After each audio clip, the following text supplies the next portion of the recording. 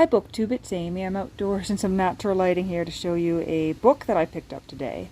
This is a volume of the Tatler, which was a periodical that was published in the early 18th century, early 1700s, around the time of 1709 to 1711. And my particular volume has some of the reproduced periodicals from 1710. And I didn't know much about this periodical, this book at all, when I walked into the bookstore. But I saw it and was intrigued by its age. It's from 1808, this book. And the bookseller chatted with me a bit about what the Tatler was. And he offered some tips on how to care for a book like this. He said, don't wrap it in plastic and keep it out of direct sunlight, and it will probably outlast your grandchildren.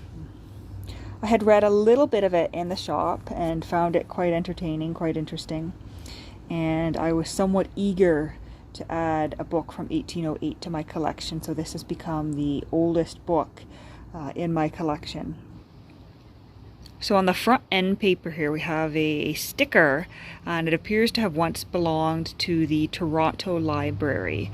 I'm pretty sure that's what it says there in that torn, rubbed out sticker. But it's just a small little book, and it says here the Tatler, a new edition, corrected from the originals, with a preface, historical and biographical, by Alexander Chalmers. And it's one of several volumes, 1808, London, printed for J. Johnson, and a whole list of people here who it was printed for.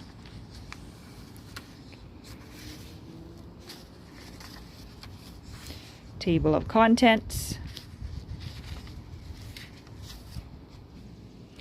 And so we have the contents of the periodical reproduced here. So for instance, we have here on the first page, and someone's got their signature here in pencil. That looks fairly recent, so I might try to erase that out of here. But for instance, here we have Tuesday, March 14th from the 1709 to 10 editions. Our first article here is titled White's Chocolate House, March 13th, and it appears to deal with the subject matter of a couple of parents wondering whether to send their young daughter off to boarding school or to keep her at home with them. If we turn the pages here, we have an advertisement.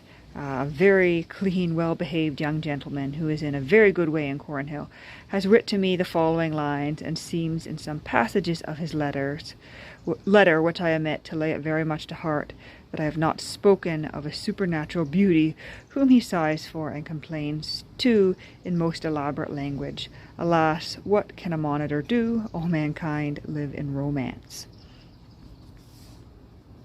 And so it seems like a very interesting little book here, and I'll read through it and perhaps share some bits if I find anything especially interesting. And the bookseller did let me know that it's such a popular publication that some segments, some volumes of the Tatler are in print today in modern editions. And so just this nice little battered book. And I'm just having some tea outdoors on my parents' porch and enjoying the roses.